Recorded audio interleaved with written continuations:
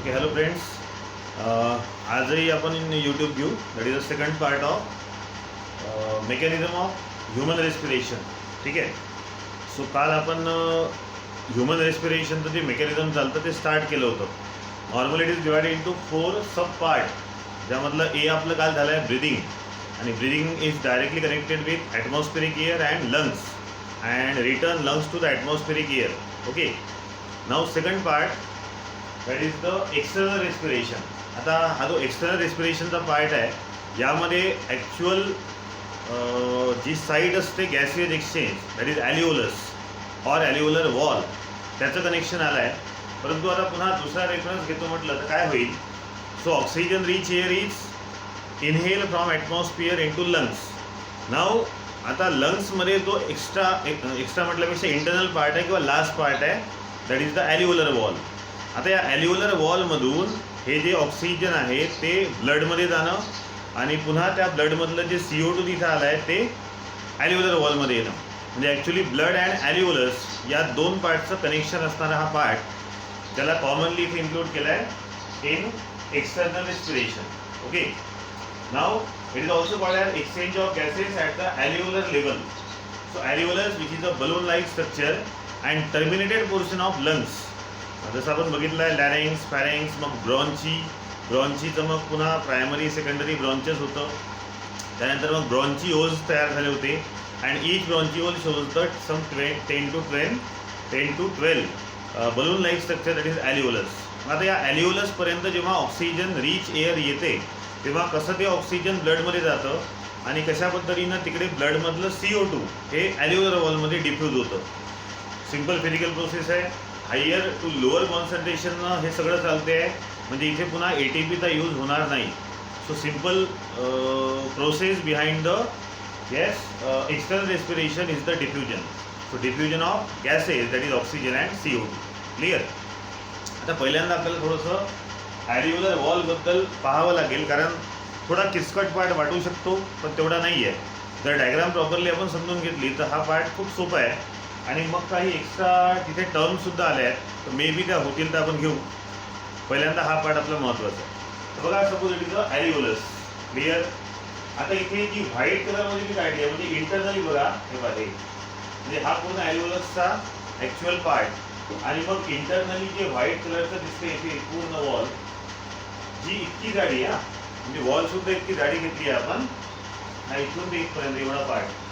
So it is called as alveolar blood capillary. म्हणजे alveolar wall आहे, पण आता ॲलिओलस सुद्धा एक प्रकारचं काय म्हणता येईल टिश्यू किंवा सेलसारखं काम करतो. आणि प्रत्येक सेलपर्यंत कॅपिलरी पोचलेल्या आहेत. बरोबर आहे. सो ॲलिओलर वॉलमध्ये सुद्धा कॅपिलरी आहे, आणि म्हणून मी काय लिहिलं आहे तर ॲलिओलर ब्लड कॅपिलरी. आता जर तुम्हाला ते पाहायचं असेल तर पहा, आता डॅश करतो थोडंसं मी. हा जो पार्ट आहे हा पूर्ण व्हाईट आता जो पार्ट केला आहे लाईक दिस. क्लिअर. हां, हा जो पार्ट आहे पूर्ण व्हाईट कलरचा हा ॲलिओलर कॅपिलरीचा पार्ट. आता साहजिक ॲलिओलर कॅपिलरी आहे, म्हणजे या ॲलिओलर कॅपिलरीमध्ये ब्लड असेलच, म्हणून त्याला ॲलिओलर ब्लड कॅपिलरी असं म्हटलं आहे. क्लिअर. आता या ॲलिओलर कॅपिलरीमध्ये जे ब्लड असतं त्यात ऑक्सिजनसुद्धा असतं आणि CO2 सुद्धा आहे. आता ऑक्सिजन आणि CO2 आहे म्हणजे काय तर नॉमिनल सगळ्या बाकीच्या सेलसारखं हा सुद्धा ॲलिओलरचा जो सेल आहे याला सुद्धा ऑक्सिजन त्याच्या फंक्शनसाठी लागेल स्वतःच्या.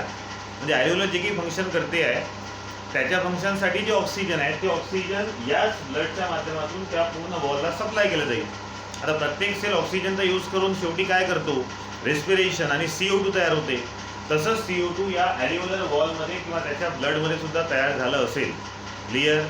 तर हा जो इंटरनल पार्ट आहे ॲलिओलसचा just lie that is alveolar wall which contain blood.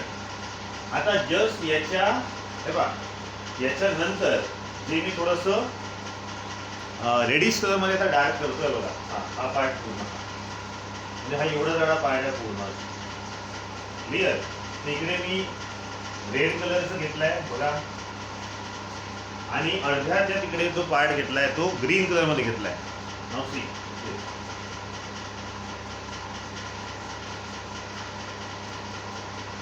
आता रेड आणि ग्रीन घेण्याचा अर्थ काय.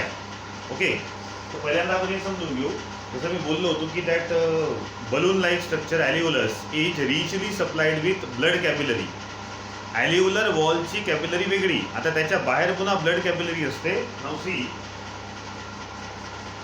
जसं मी त्या दिवशी तुम्हाला बलूनचं एक्झाम्पल दिलं होतं. हा समजा ॲल्युलस आहे, तर पहा याच्या एका साईडला मी असं नेटवर्क काढलं आहे पूर्ण, ठीक आहे. तर इकडे आर्टेरीचं नेटवर्क असेल आणि याच्या दुसऱ्या साईडला येस व्हेनचं.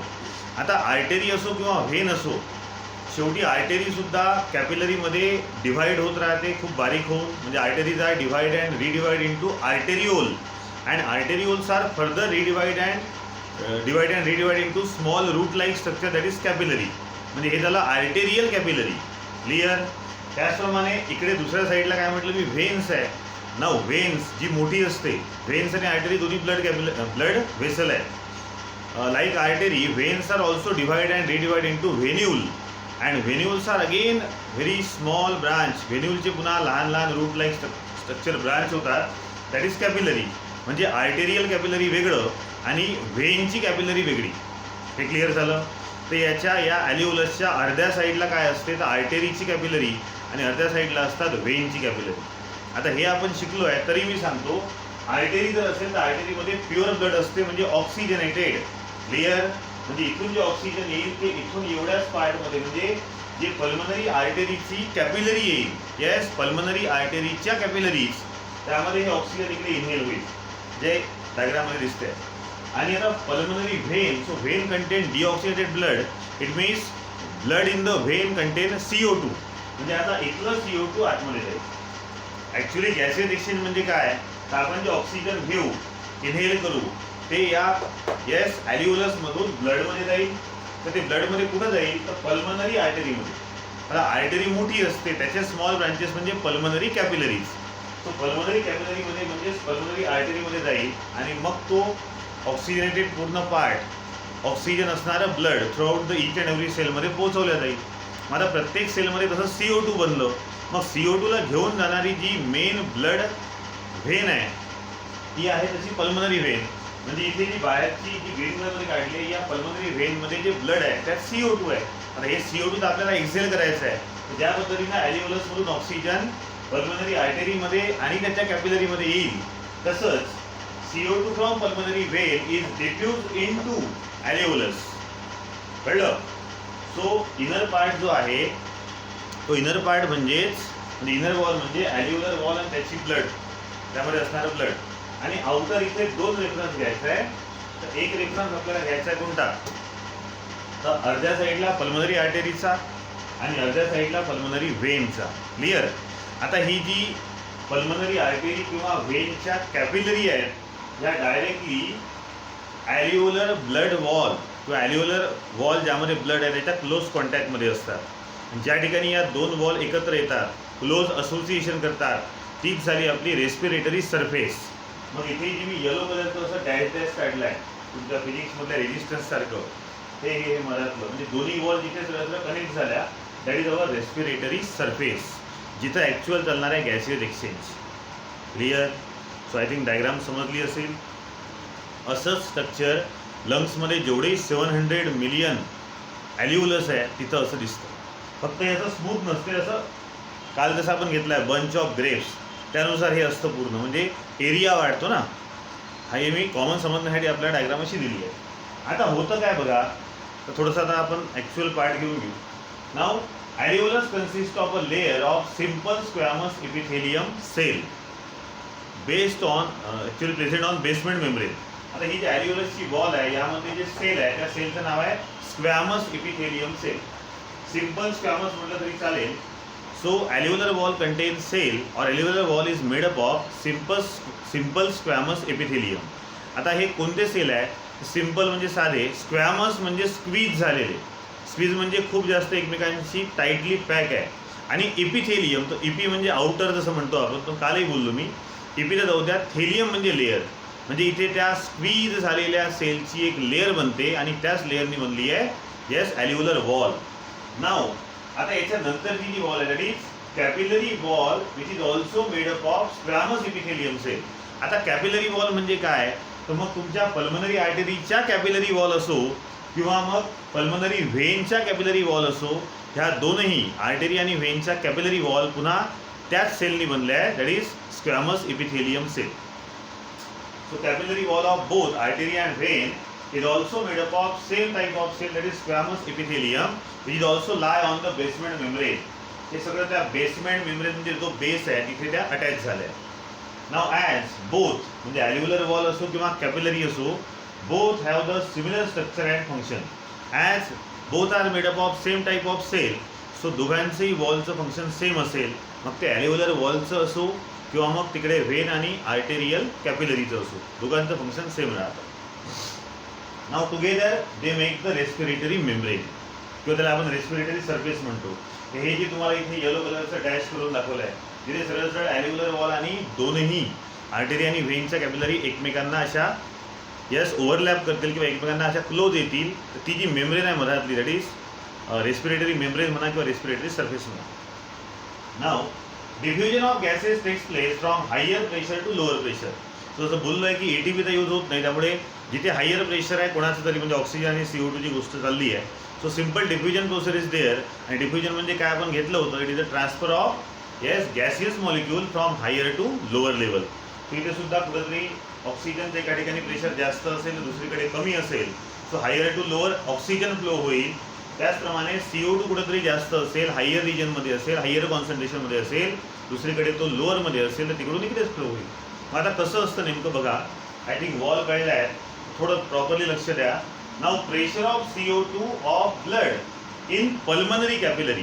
आता तुम्हाला म्हटलं आहे पल्मनरी कॅपिलरीमध्ये CO2 आहे, मग इथल्या ज्या CO2चं प्रेशर आहे म्हणजे जी वॉल ॲल्युलरच्या ॲक्च्युअल कॉन्टॅक्टमध्ये आहे, तिथल्या ज्या CO2चं प्रेशर आहे ते असतं 45 mm of Hg column. Normally mm of Hg कॉलममध्ये हे मोजतात प्रेशर. सो सरळ सरळ पल्मनरी कॅपिलरीमधलं जे CO2चं प्रेशर आहे ते 45 आहे. But the pressure of CO2 in alveolar air, पण हे ॲल्युलर्समध्ये जी एअर आहे या ठिकाणी CO2चं प्रेशर पहा किती आहे, 40. कारण साहजिक आहे, आपण जे एअर इनहेल केली तर फक्त का ऑक्सिजन फिल्टर होऊन गेलं का, इथं काही लावलं आहे का की बघ CO2 जाणार नाही, फक्त ऑक्सिजन जाईल. हां, ऑक्सिजन रिच एअर म्हणतो यासाठी कारण ऑक्सिजन जास्त असतं ॲज कम्पेअर टू CO2. म्हणजे जे एअर तुमच्या ॲल्युलर्समध्ये गेली आहे तिथे सुद्धा CO2 आहे, but the volume of that CO2 in alveolar air is only 40 mm of Hg column, and that of pressure of CO2 in blood is 45. Simply higher concentration झाला आहे कुठं pulmonary capillary and lower CO2 चं concentration झालं आहे कुठे alveolar wall. So CO2 from that pulmonary blood is directly diffused into alveolus. म्हणजे इथून ते CO2 इथे येईल आणि ते CO2 आपण काय करतो, एक्झेल करतो. ते त्याला higher to lower concentration of CO2. Now at the same time, त्याच वेळेला असं नाही की CO2 पहिले जाईल मग ऑक्सिजन येईल, नाही, सगळं सायमल्टेनियसली चालतं. When CO2 diffuse from blood to alveolar wall, at the same time oxygen from alveolar wall air is diffuse into artery. पुढे pressure of O2 of blood in pulmonary capillary. आता pulmonary capillary म्हणजे हे, इथं सुद्धा O2 आहे, oxygen आहे, परंतु इथलं प्रेशर आहे फक्त 40 mm ऑफ Hg कॉलम. पण त्याच वेळेला जी ऑक्सिजन रिच एअर आपण इथे इनहेल केली, सो ॲल्युलसमध्ये असणाऱ्या एअरमध्ये ऑक्सिजनचं प्रमाण किती आहे, ऑक्सिजनचं व्हॉल्यूम किती, now see very high volume is there, that is 104 mm of Hg column. So simply here that is in the alveolar wall, तिथं ब्लडही म्हणतात पण ॲक्च्युली ॲल्युलर एअरचा रेफरन्स आला आहे. So in alveolar air the volume of blood is very high, that is 104, and if we compare with the oxygen level in blood, then it is only 40. So simply by means of diffusion, oxygen from higher level of alveolar air is transported or diffused into the lower part, that is pulmonary capillary. So इथून oxygen इकडे गेलं आणि इथून CO2 इथे आलाय. आता हेच सगळं ऑल जेवढेही 700 मिलियन ॲल्व्होलस असतील त्यामध्ये हे चालेल आणि प्रत्येक ॲल्व्होलसमधून मग CO2 पुन्हा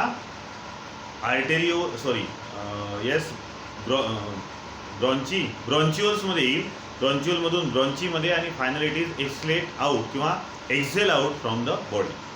सो या पद्धतीने हे चालतं. आता CO2 लगेच बाहेर गेला की पुन्हा आपण ऑक्सिजन इनहेल करतो, it is oxygen rich air. तोपर्यंत हे ऑक्सिजन तिकडे गेलं, बरोबर आहे, आणि तोपर्यंत अजून इथे दुसरं ब्लड आलं आहे ज्यामध्ये CO2 आहे. पुन्हा तेच होईल, इथे आल्याबरोबर कळतं किंवा तिथलं CO2चं प्रेशर किती आहे, 45. तर ॲल्युलर एअरचं प्रेशर CO2चं 40 आहे. सो पुन्हा CO2 इकडे जाईल. त्याच वेळेस इथे O2चं प्रेशर ॲल्युलर एअरमध्ये 104 आहे. तर ब्लडमध्ये किती होतं फक्त 40. सो हीच प्रोसेस कंटिन्युअस चालते and that is the main mechanism of respiration. But at alveolar level that is called as external respiration. So हा होता आपला सेकंड पार्ट, ज्यामध्ये आपण आता लंग्समधून जे ऑक्सिजन ब्लडमध्ये जातं आणि म्हणजे ॲल्युलर वॉलमधून ब्लडमध्ये आणि ब्लडमधून CO2 ज्या पद्धतीने ॲल्युलसमध्ये येतं त्याचं गॅसियस एक्सचेंज कसं चालतं ते या पार्टमध्ये आपण आज घेतलं आहे. Okay, two is the second part which is actually takes place on the gaseous exchange site, that is alveolar site, ज्याला आपण रेस्पिरेटरी मेम्ब्रेन किंवा रेस्पिरेटरी सर्फेससुद्धा म्हटलं होतं. ओके, सो एनी डिफिकल्टी काही असेल तर मला तसा मेसेज करा. उद्या आपल्याला थोडंसं पार्ट घ्यायचं आहे, काही टर्म झाले आहेत तर मे बी त्या उद्याच घेऊ, कारण आपल्याला नेक्स्ट पार्ट जो आहे तो उद्यापासून ऑनलाईन घ्यायचा आहे पुन्हा. ठीक आहे, आज थोडं टायमिंग तर प्रॉब्लेम झाला आहे, नवीन एक बॅच होती त्याच्यामुळे आजच्या दिवस आपण यूट्यूब घेतो आहे. क्लिअर? ओके.